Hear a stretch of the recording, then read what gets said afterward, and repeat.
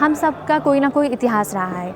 ऐसा ही गौरवशाली इतिहास हमारे देश और हमारे भारत का बहुत समय से रहा है। उसी गौरवशाली इतिहास को बताते हुए हम कला कुंभ सेक्टर 7 में मैन्युस्क्रिप्ट्स और स्मृति के इस महान पंडाल में आए हैं।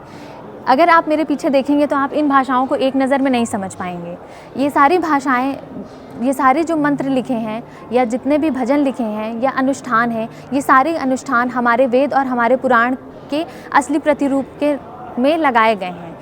अगर हम सबसे प्रथम से शुरुआत करें तो सबसे प्रथम की शुरुआत जो होती है उसमें हमारी गंगा मैया, जो हमारी त्रिवेणी संगम पे एक बहुत महत्वपूर्ण नदी के रूप में जानी जाती हैं, ये उनके 1000 नामों का उल्लेख है। जैसे कि बहुत लोग होते हैं जो कि संगम में आके स्नान नहीं कर पाते या फिर कोई ना कोई अड़चन की वजह से कुछ ऐसा हो जाता है जो यहाँ पे त्रिवेणी संगम में नहीं आ पा रहे हैं, तो इसमें वर्णित अगर वो 1000 नामों का भी जाप कर लेते हैं तो उनको वही फल प्राप्त होगा जो यहाँ पे त्रिवेणी संगम में डुबकी लगाने से प्राप्त होता है। अगर हम और आगे बढ़ेंगे तो यहाँ पे हमें शिव जी के द्वारा दिए हुए मंत्रों का भी पता लगेगा, जिन मंत्रों का हम जाप करके अपने जीवन में सुख समृद्धि और सारी भव्यताओं को आकर्षित कर सकते हैं। अगर हम थोड़ा और आगे बढ़ते हैं तो हमारे प्रयाग के बारे में बताया गया है।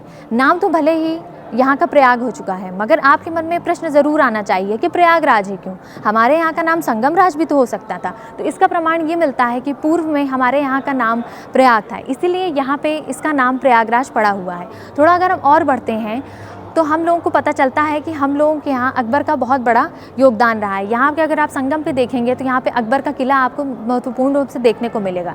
तो यहाँ पे काफ़ी प्रतिलिपियाँ हैं जो कि फ़ारसी भाषा में हैं और जिसमें कि इलाहाबाद नाम का उल्लेख है, जो कि बाद में जाके इलाहाबाद बनता है, जो कि अभी तक हम लोग इसके रूप में जान पाते थे। ये तो हो गई हमारे पुरानी चीज़ों की बातें। अगर हम उधर जाते हैं तो हमें पता लगता है कि हम लोग जो हैं ब्रिटिश लोगों के अंतर्गत रूल हुए थे। तो वहाँ पे जितनी भी चीज़ें हैं, वहाँ पे जितने भी उनके अभिलेख थे या जितनी भी चीज़ें थी, उन्होंने चाहे जितना रोकना चाहा हो, लेकिन हर बार कुंभ की आस्था को देखते हुए श्रद्धालु कहीं ना कहीं से आ ही जाते थे।